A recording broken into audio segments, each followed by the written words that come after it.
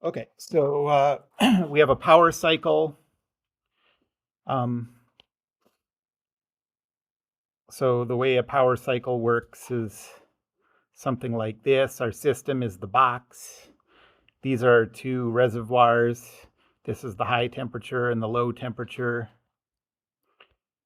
And heat transfers into the system from the high, out of the system to the cold. And the effect of this is producing work. Um, and so you can see from that that the first law would tell us, conservation of energy tells us QH is equal to work plus QC. And so this is one thing we can take advantage of. And then we also know that the efficiency is the work produced divided by the heat added from the boiler. And we can rewrite that as, so work is equal to QH minus QC. So this is 1 minus QC over QH. Okay, so it gives us the temperatures. At steady state, the cycle develops 40 kilowatts of power. Okay, so we want to determine the minimum theoretical value of T. So so this TC we know is 280 K. We're trying to find this value T.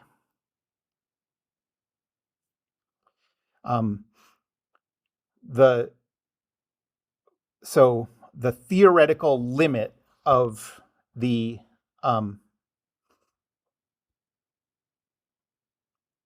efficiency for this cycle, where we know that, let me put the other stuff in. So the cycle develops, so work is equal to 40 times 10 to the third. And that is in watts. And then QC is 1,000 kilojoules per minute. So we got to put that in SI units. So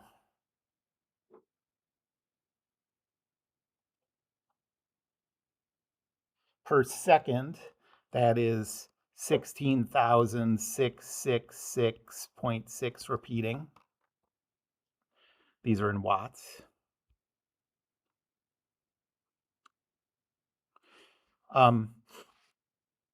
The most efficient possible. So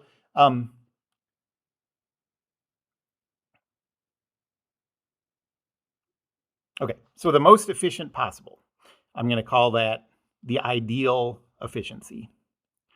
And that is equal to 1 minus, this was the last thing I said last class, the cold temperature over the high temperature.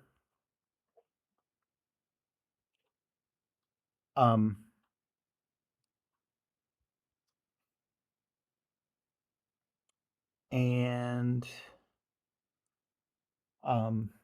so this is 1 minus 280 over T. And now we're going to use I'm doing this in a little roundabout way, but now we know the work and we know QC. And so we can calculate what heat has to be coming out of the boiler. So QH has to be equal to the work plus QC. So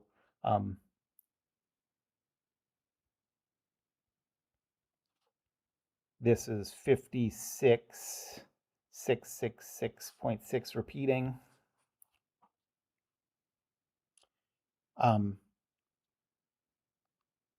And so this is equal to 1 minus 16666.6 repeating over QH, which is 56666.6 repeating.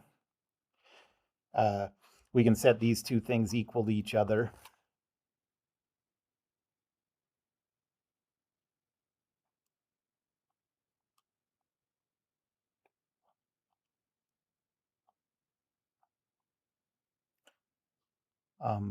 So we get that 280 over T has to be equal to 0.294.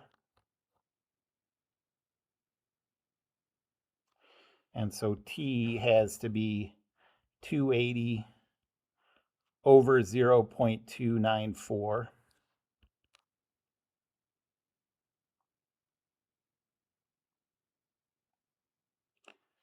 So 952 Kelvin.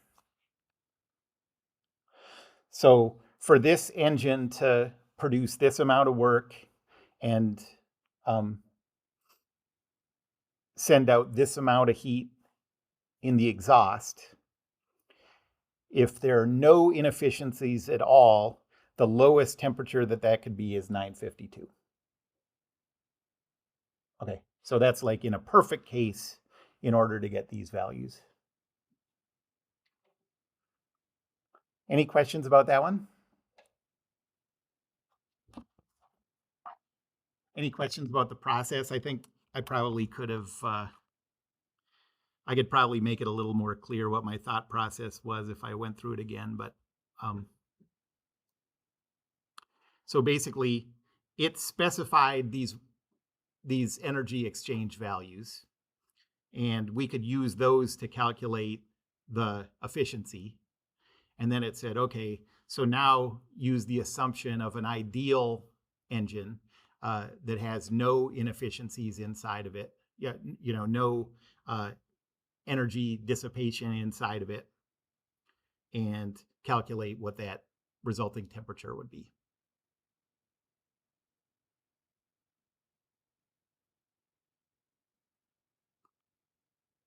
Number 5.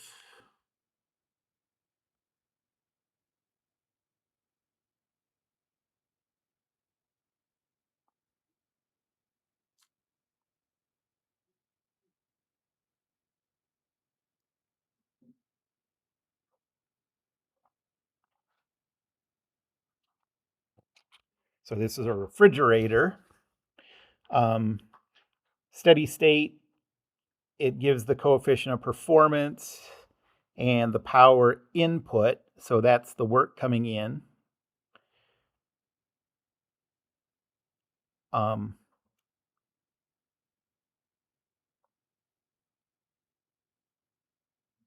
Okay, so we have a high temperature here, the system here, the low temperature here. And this time work is coming in this way because this is a refrigeration cycle. Heat is coming in from the cold and going out to the hot.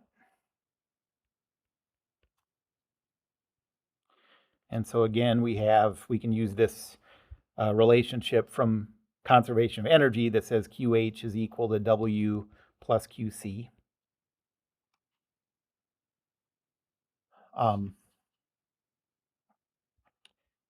And the coefficient of performance is QC over W.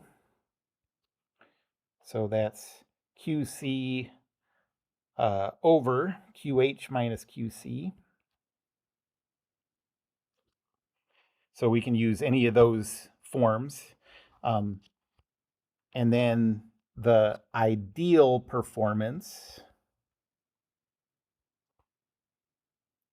is Tc over Th minus Tc.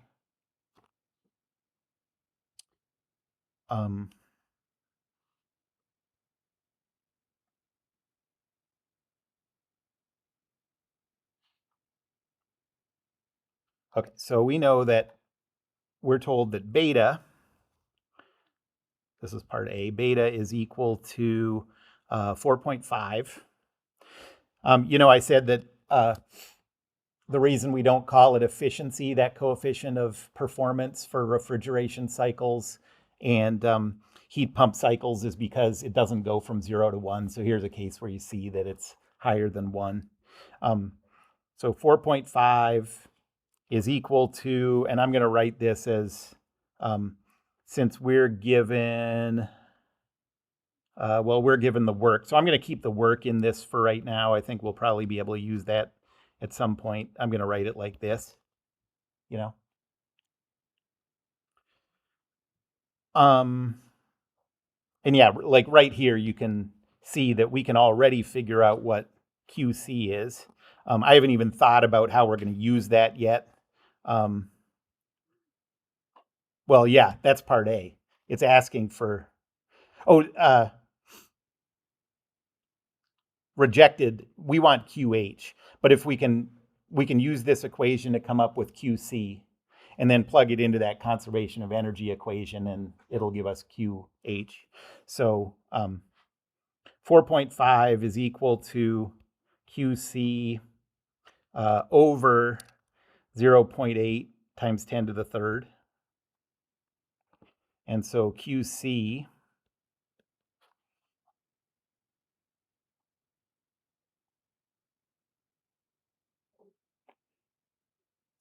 is 3,600.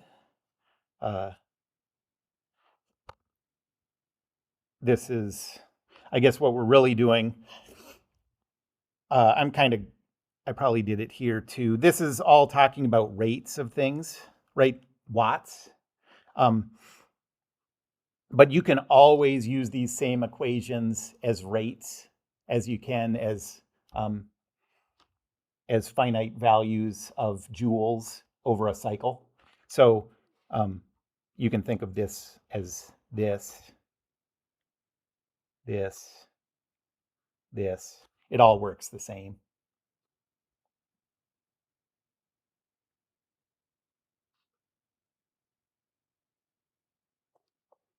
Same thing here. So we're talking about rates, but it doesn't change the thought process on any of this.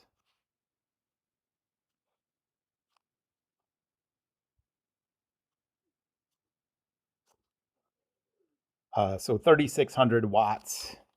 And then so then QH dot is equal to 0.8 times 10 to the third plus 3,600.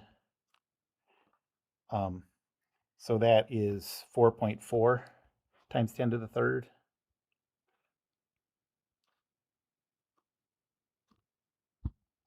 And so that's the rate that heat is rejected to the outside. Any questions about that?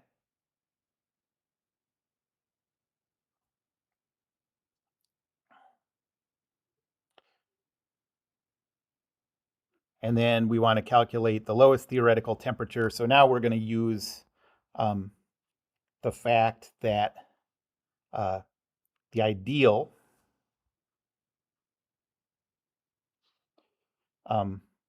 and we're going to assume that we're getting this performance that's specified out of an ideal refrigeration cycle. So we're going to assume that that's 4.5, and we're going to set that equal to Tc over Th minus Tc. What are we given? Energy is rejected to the surroundings at 20 degrees Celsius. And it's going to make us choose between whether we care about the temperature of the surroundings or the surface temperature of the coils. Um,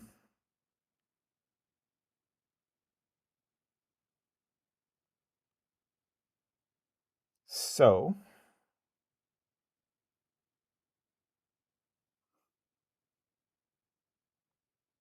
if the surface temperature of the coils, okay, if this is internally reversible, um, well, in order to use this ideal case, we have to have an internally reversible refrigeration cycle. So,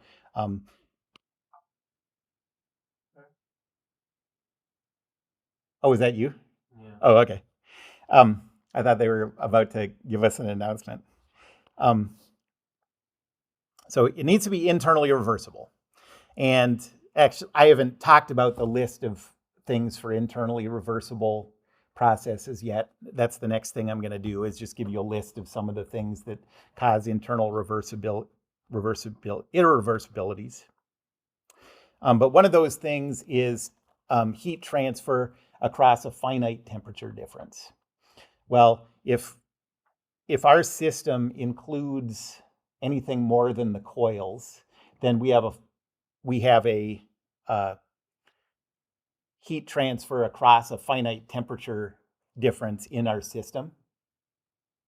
Is anyone still following what I'm talking about? I don't know how much sense this is making, but I'm just thinking this through, so it's a little disjointed. But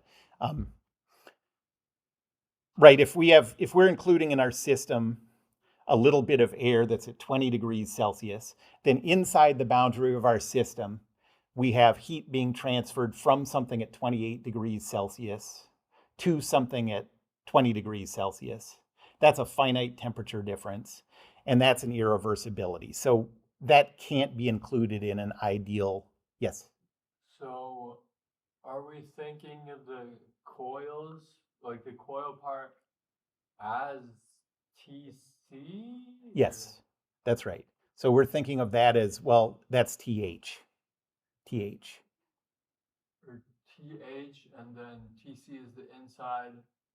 And so, is the like surrounding air and that, like, do we use the convection equation? No, all we don't need to know how that heat transfer is occurring. All we're doing now is figuring out what's an acceptable place for an acceptable set of things for us to choose as our system. Okay, like as soon as we start talking about ideal, we can't have any energy dissipation inside our system.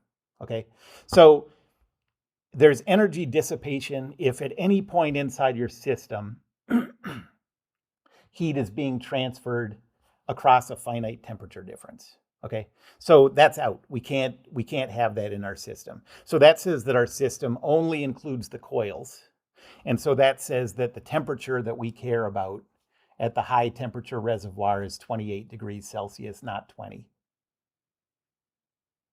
Okay, well, uh, it was a lot for me to ask you to think through that. I haven't even talked about reversibility and irreversibility yet, but that's how it works. Um, and so 4.5 is equal to TC over, this is Celsius, so let's do everything in Kelvin here. Um,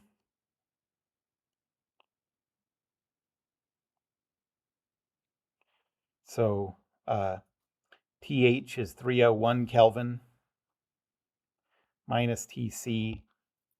And so 4.5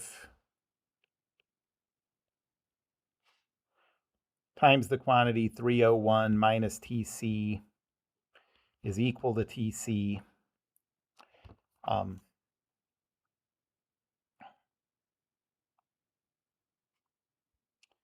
So 1354.5 minus 4.5 TC is equal to TC. So 5.5 TC is equal to 1354.5. So TC is equal to 246.3 Kelvin.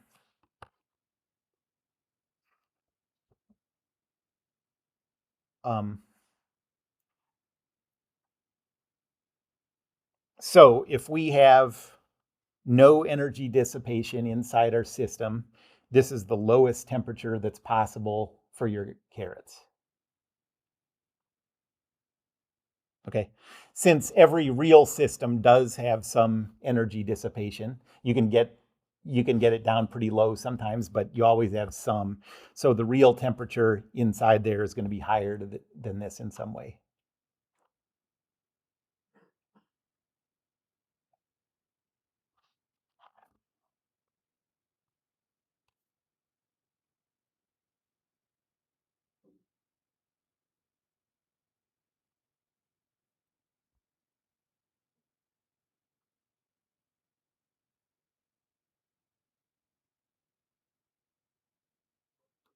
Okay, number 6.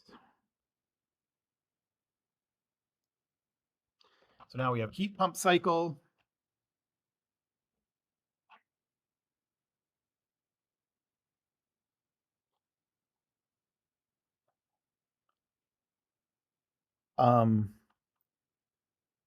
We're told the temperature at the cold reservoir.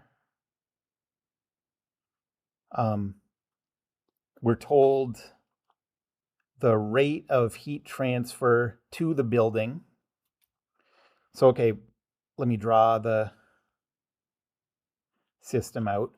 So here's our high temperature reservoir, our system, our low temperature reservoir. This works the same as a refrigeration cycle. So work is coming in, that's electricity, and the result is pumping heat out of the cold, QC, into our system, and then from our system out into the high temperature reservoir. That's QH.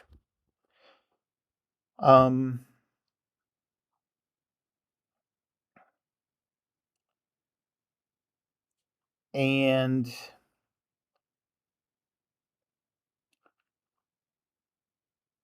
so the interior of the building is 20 degrees Celsius.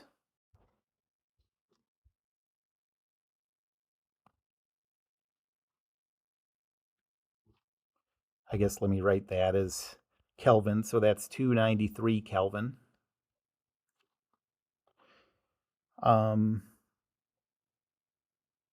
These are all rates, by the way. You know, everything's just talking about rates again.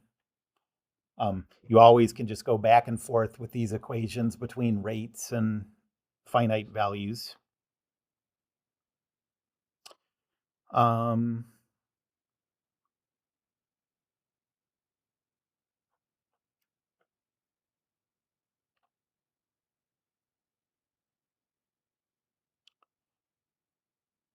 So it receives energy from well water at 10 degrees. So this is 283 Kelvin.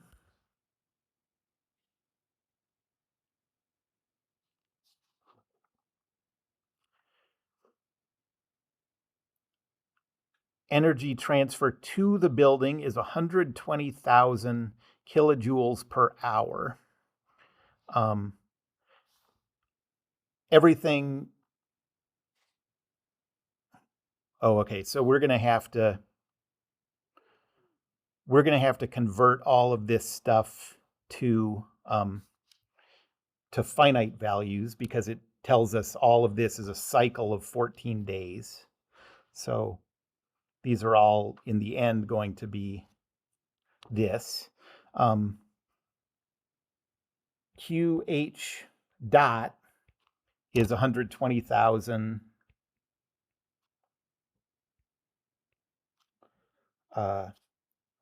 times 10 to the third, but then kilojoules, so this is times 10 to the 6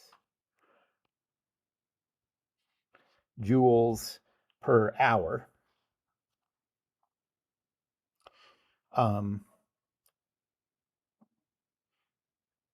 And the work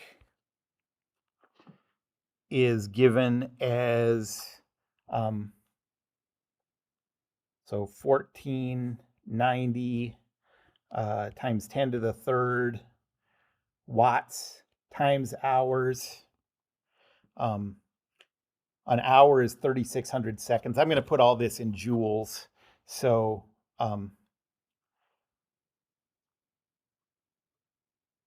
so a watt hour is 3,600 joules. So 1490 times 10 to the third times 3,600. So this is 5.364 times 10 to the 9 joules.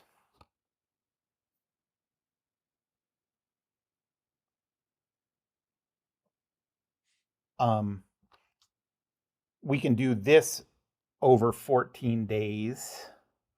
So if every hour is this, 14 days is 24 times 14 times 120 times 10 to the 6.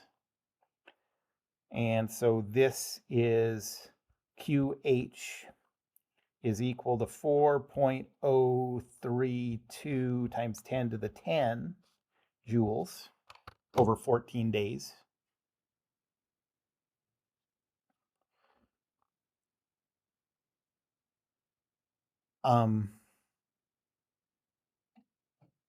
And that was the answer for part A.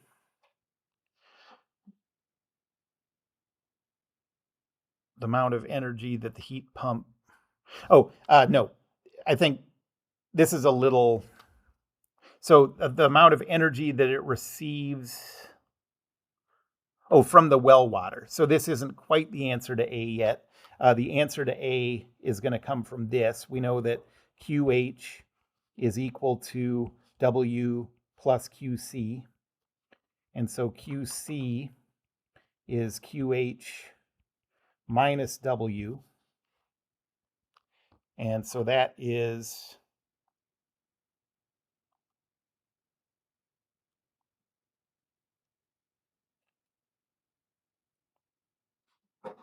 3.50 times 10 to the 10 joules.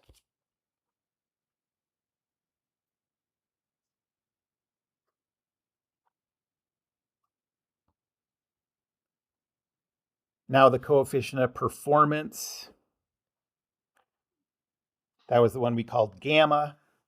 That is equal to, well, we know all of these three things now. QH, QC, and W. So the definition of the coefficient of performance for a heat pump cycle is QH over W. So this is 4.032 times 10 to the 10 divided by 3.50 times 10 to the 10.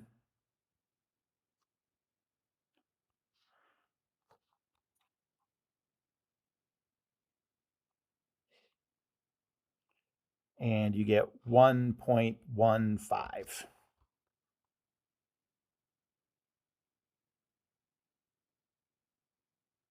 Wait, is it over the work?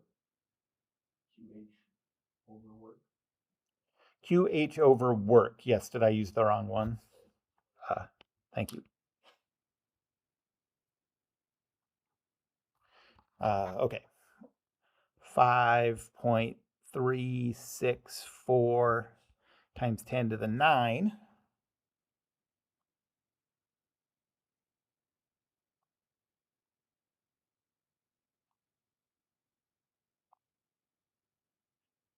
And so it's 7.52.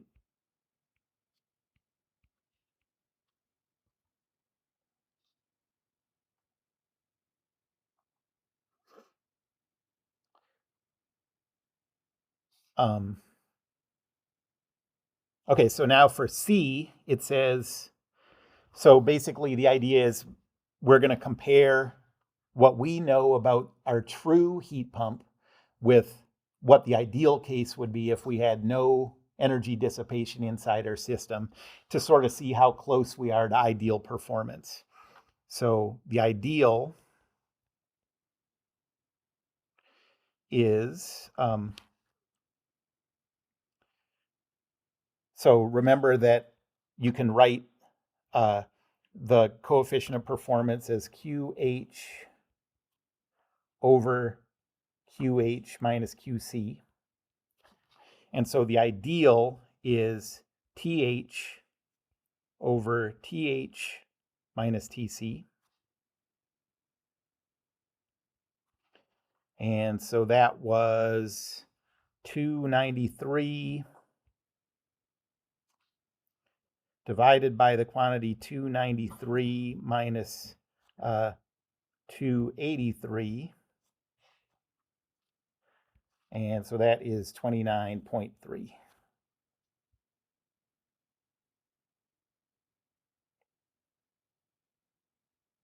Professor? Yep. So if the problem gives us efficiency above that, then we know it's impossible. That's correct. Yep. And it's like creating energy or something. Yeah. There are two ways to know that these things are impossible. One is that the conservation of energy is violated. So if you ever have a problem that says where if you look at, this equation, so if that doesn't hold, it's impossible. And then the other one is that your actual performance is better than your ideal performance.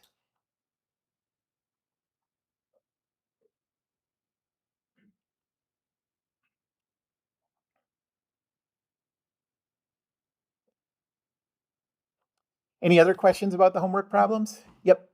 I have one question on the first problem. We had that inequality that you kind of wrote quickly on the lecture. Sure.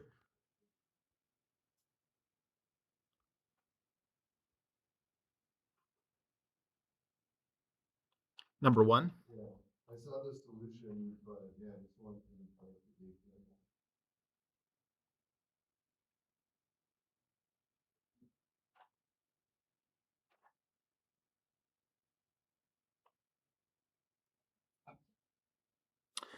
Okay, so there's a claim that there's a thermodynamic cycle with two reservoirs.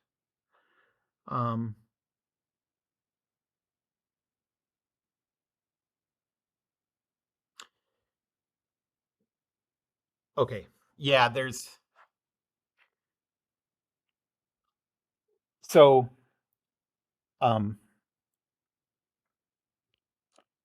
this is saying that there is a high temperature reservoir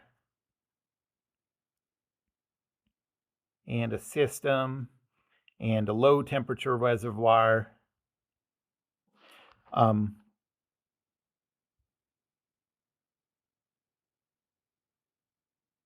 And the system receives energy like this, QC, discharges it to the hot, QH, and then there's a net amount of work done. That would be pretty nice if that. Yeah, right. Well, so the only way that you can get heat to transfer from a low temperature to a higher temperature is by inputting work into the system. And that's really all I have to say about that. The Clausius inequality, or the Clausius statement, sorry, not the Clausius inequality. The Clausius statement says energy can only transfer spontaneously from high to low temperature. And so if you're trying to get energy to transfer the other way, the only way to do that is, so what it means that it's not spontaneous is that you're using work to make that happen. Okay. So when you had the Clausius inequality less than 0, so does that just mean that it's not possible? That was like on the solution. My solution had the Clausius inequality in it. I think so. That's maybe why I just was confused. Okay, don't think about it that way. Just think of it like,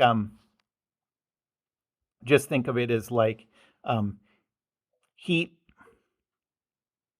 only transfers spontaneously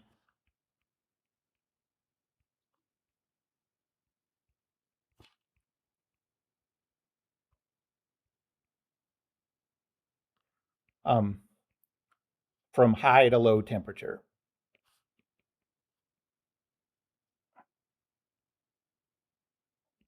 Could we say that the Let me refrigeration? just finish this. Uh, to get heat to go from low to high,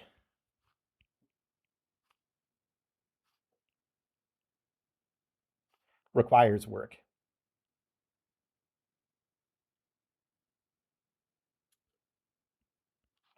That's just the way to think about it. Yep. So could we say, since refrigeration is non-spontaneous, it would need work put into the system? Sure. Yep. That's good. Yep. Okay. Let's go quick through reversibility and irreversibility. Um,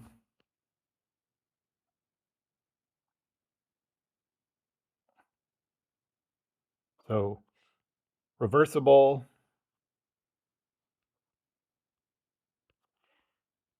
and internally reversible processes.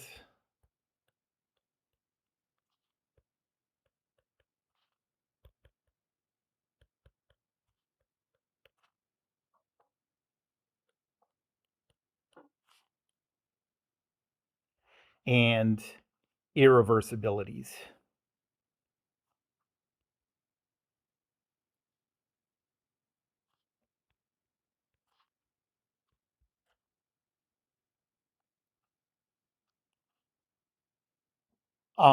So first, just think of irreversibilities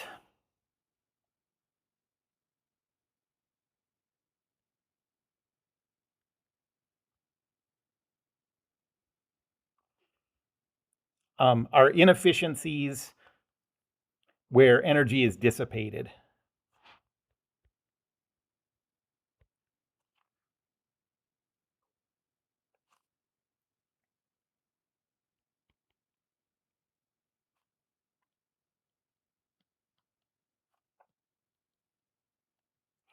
So you can, like, the analogy from physics 1 would be friction. Okay, this is like thermodynamic friction, kind of. And there is a list of 7 of these things. And so the first one is friction or air resistance. So anytime you have friction or air resistance, energy is being dissipated.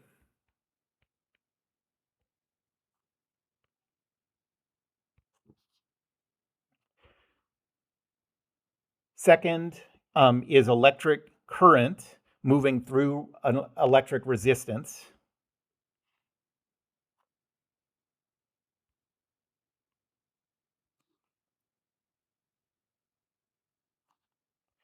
Through a resistor of some kind.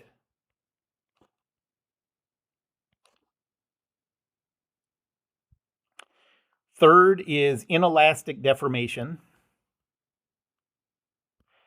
You can just think of that as permanent deformation that doesn't spring back when the load is removed.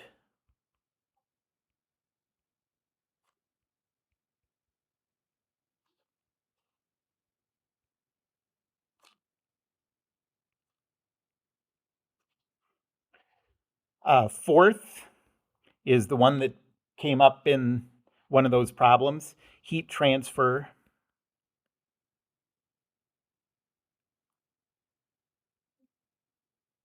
through a finite temperature difference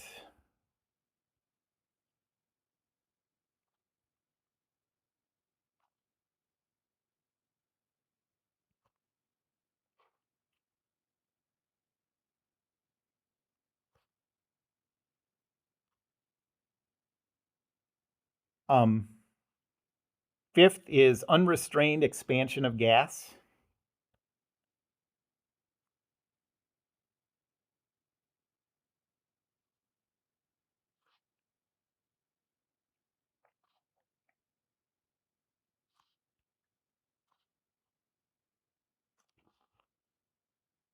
Sixth is chemical reactions.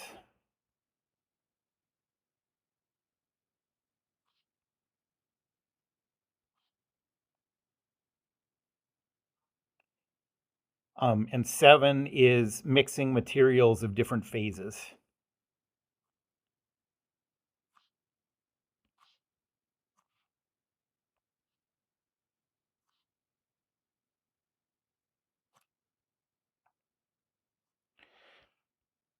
So read through this list every once in a while, and all you have to do for the purpose of this class is kind of try to recognize those when they're mentioned in problems and recognize that those are sources of energy dissipation.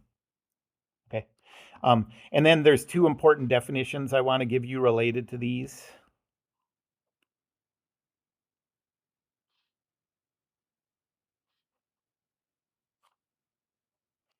The first one is reversible.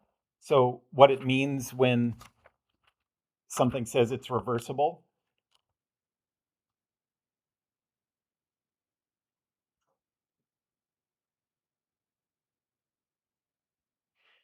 And that is that following a process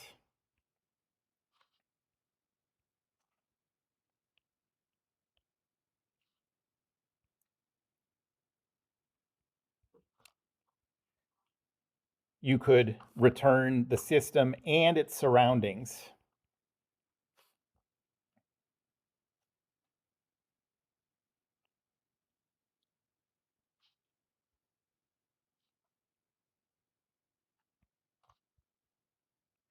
to the starting state.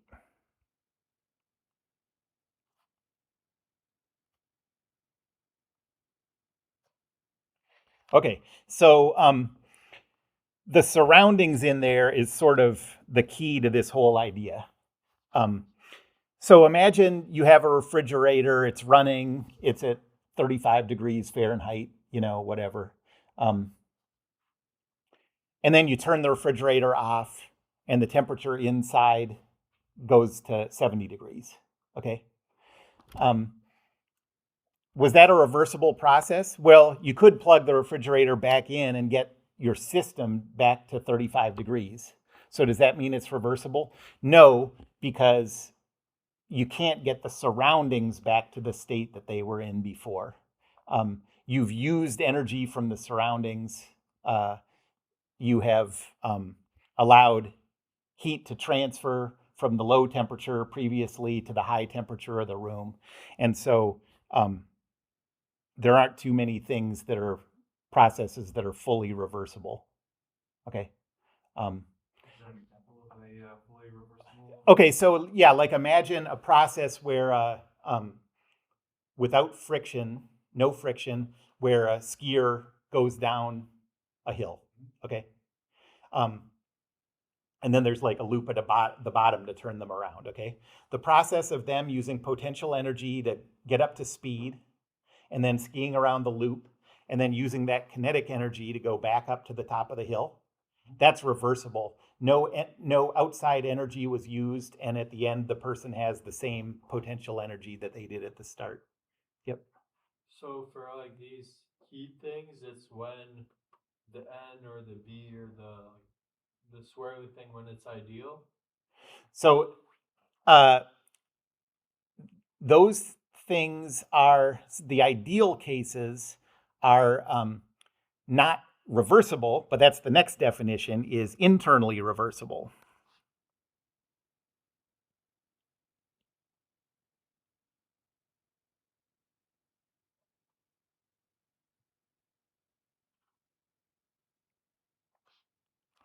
And internally reversible is defined a little bit differently.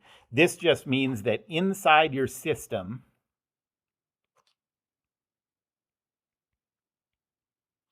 there are none of those irreversibilities listed above.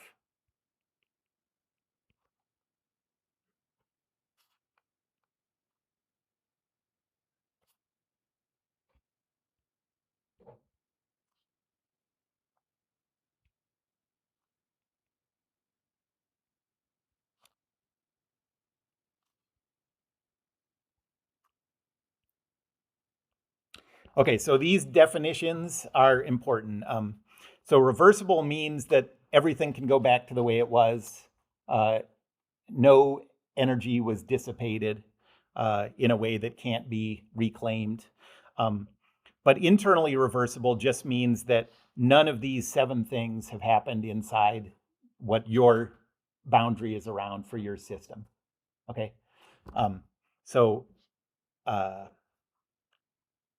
try to keep those in mind as these words come up in homework assignments and stuff. Okay, that's all.